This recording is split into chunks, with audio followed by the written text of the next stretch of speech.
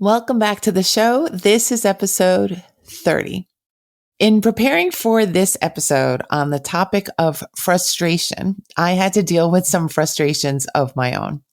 I kept feeling like time was not cooperating with me. I just never felt like it was the right time for me to press record.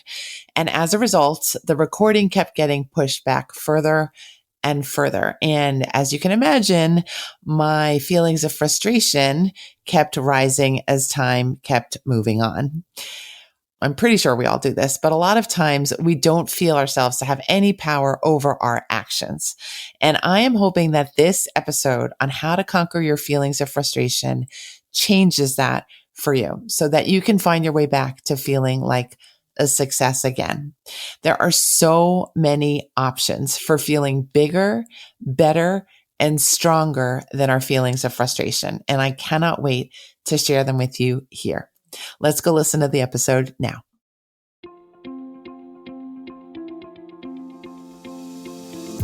Hi, I'm Dr. Christine Lee, and I'm a psychologist and a procrastination coach. I've helped thousands of people move past procrastination and overwhelm so they could begin working to their potential. In this podcast, you're going to learn powerful strategies for getting your mind, body, and energy to work together so that you can focus on what's really important and accomplish the goals you want to achieve. When you start living within your full power, you're going to see how being productive can be easy and how you can create success on demand. Welcome to the Make Time for Success podcast. Hi, everyone. It's Dr. Christine Lee here to talk to you today about the interesting topic of frustration. The title of the episode is How to Get Over Frustration and Find Your Way Back to Success. And I choose this topic of frustration because I think it's an important topic to address. I think it's a topic that we feel frustrated by. I feel like it's a topic that we sometimes don't even want to go near, let alone really do a deep dive into. But I'm just someone who likes to look at things like this. I like to look at things and situations where people tend to run from their feelings. They tend to run from the things they need to do. They just tend to run. I don't know why this is who I am, but I just think this stuff is fascinating. So long ago, when I was doing work with my psychotherapy clients, I started realizing that when people started to feel frustrated with themselves or with their work, they tended to slow down in their activity, or sometimes they even just stopped completely. They just abandoned ship. They decided they couldn't work anymore. And I got curious about that.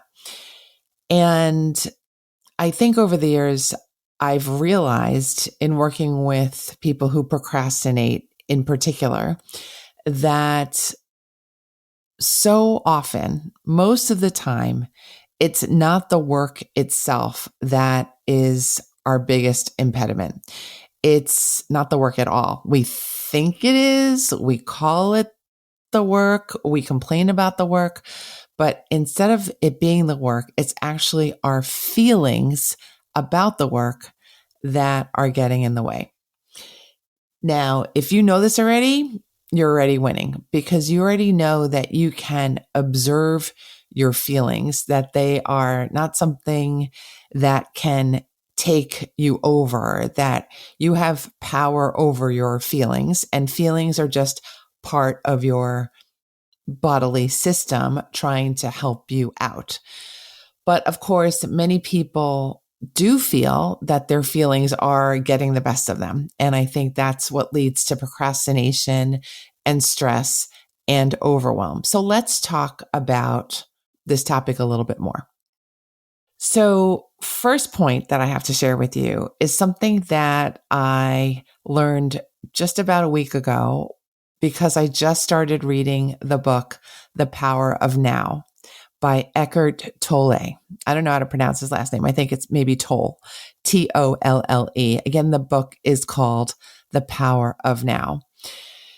And what I learned from the author is that our emotions are the intersection point, the communication point between the mind and the body.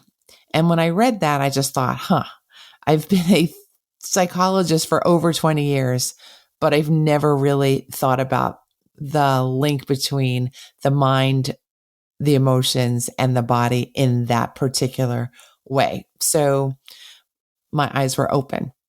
And I thought I would put that in this episode to help you understand my thoughts about how to overcome frustration.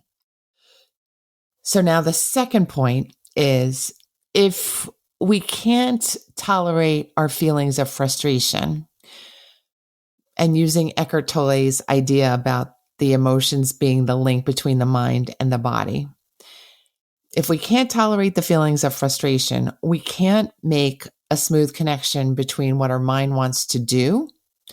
Oftentimes that is to get our work done and our tasks done, and the action that we need to take to get that work and those tasks done. If we get stuck and mired in our feelings of frustration and upset and overwhelm, then our mind could be instructing us all that it wants to, but our body will never comply because we're stuck in that middle space. We get caught, we get stuck, we feel stymied, we feel stagnant, and eventually we stop going anywhere. We just come to a halt.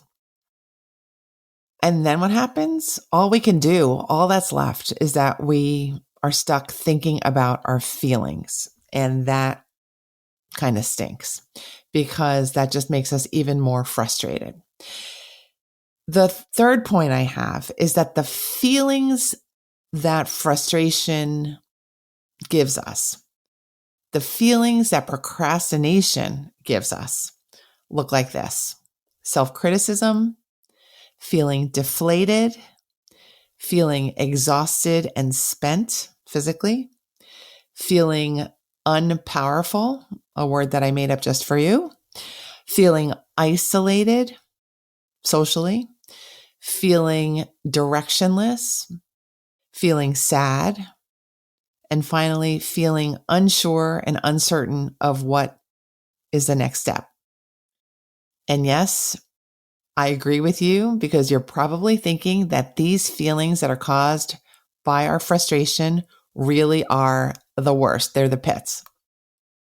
And by the way, I don't think people talk about this enough at all. I think people avoid talking about exactly how miserable it is to be stuck in procrastination and frustration for extended periods of time. Some of you know I've made it my mission to talk about just this very thing a lot more, to make it part of the open conversation between people, because I believe that when we talk about the emotional factors that we're going through openly and fully, we don't have to feel powerless against them anymore, especially when we're struggling. Instead of struggling, we can decide that we actually have options. And so now I'd like to talk a little bit about what you can do. What are your options? Because there are some little ninja tricks that you can learn right away for combating the feelings that frustration and procrastination tend to bring. So the main thing that I want you to remember as the ninja trick is to do the opposite. Do the exact opposite thing, or take the exact opposite action of what you were doing when you were becoming frustrated. That's the main idea, but I'm going to give you some more detail now. So if you're self-criticizing, you could decide that you're going to talk to yourself with words in a way that is uplifting. You're going to lift yourself up by changing your language. If you're feeling deflated, You're going to decide to look at yourself in a more positive light. You're going to decide that you're not so bad. If you're feeling exhausted and spent, you're going to find a way to reset. You're going to maybe do some deep breathing, take a pause, or take a walk around the neighborhood. If you're feeling unpowerful, you're going to remind yourself that this is just a story that you have fallen victim to. This is not the real you. In fact, the real you is more powerful than you may ever really know. You're so massively powerful. Please don't forget that, ever. If you're feeling isolated, I recommend that you connect with at least one person who can see your true talents and brilliance and who can stay with you until you feel a little bit better, until you get your first steps taken or your first sentences written. If you're feeling directionless, the good news is you can make a quick plan for yourself. All you need to do is decide when you're going to get started, what action you need to take, and make it a small one so that you don't frustrate yourself even more. And then the third thing you need to do is decide when that task is going to be done. What will that look like? So you're going to decide a starting point. You're going to decide your small action step, and you're going to decide what the result is going to look like when you're done. If you're feeling sad, what you could do is you could talk about your feelings with someone who knows how to support you. Remind yourself that even your sadness is temporary. It's just an emotion instructing you on how to cope, and that you can find your next action step even in times of sadness. You do not have to wait until your emotions lift or improve before deciding that you can change your point of view. If you're feeling unsure and uncertain about what the next step might be, remind yourself why you began this project or activity in the first place. Although you might be struggling now, there was probably a really good, sane, and doable reason that you figured you could start this thing in the first place.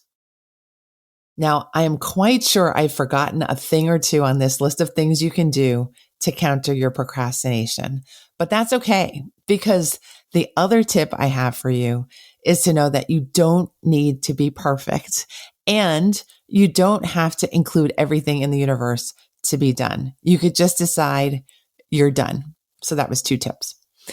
So let yourself begin. Let yourself get through the middle part of the activity, and then let yourself finish. Allow yourself to cruise through the feelings that might come and threaten to interrupt you. Those feelings of frustration, sadness, or those feelings that you're just not good enough.